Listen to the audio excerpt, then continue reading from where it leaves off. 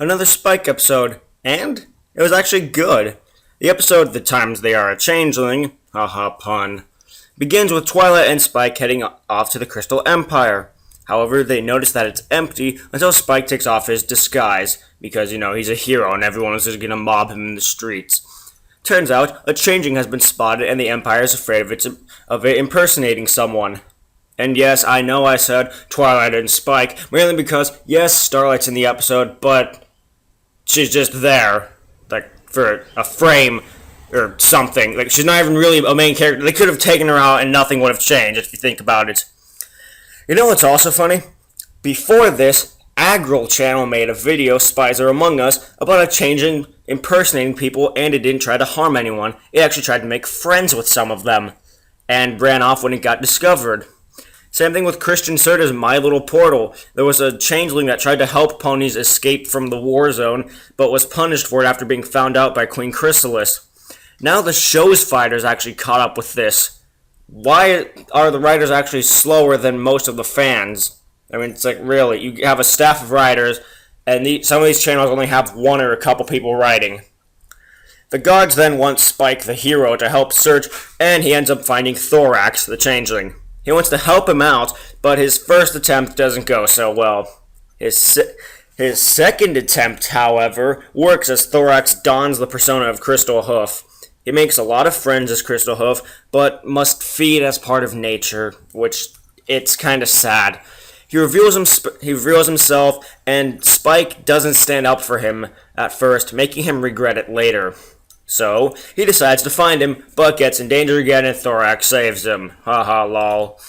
This time, Spike stands up for him via song number, with no transition. The first Spike song, and the lyrics aren't too memorable. The one thing I remember is, if the day can turn to night, and if the darkness can turn to light, why can't a changeling change?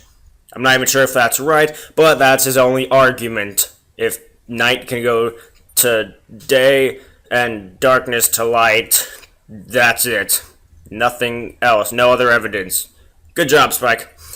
He would stand by Thorax no matter what, though, and because of timing issues, it works out. The Crystal Empire helps him out and exchanges a helping hoof. So, rating time. It's higher than a 5, but at times felt slow, especially the montage of Thorax making friends. So it's not as great as Gauntlet of Fire, but I'd give it a 7.4 out of 10. The story was great, but it was a bit slow and cliche. The music was good, but the lyrics not so much. And also, with Thorax, I felt sad for him a lot of the times, but there was also an Aliens reference of them coming out of eggs in a cave, and because he didn't want to feed off of them, instead he wanted to actually feel friendship, he was an outsider. Which is actually still pretty interesting.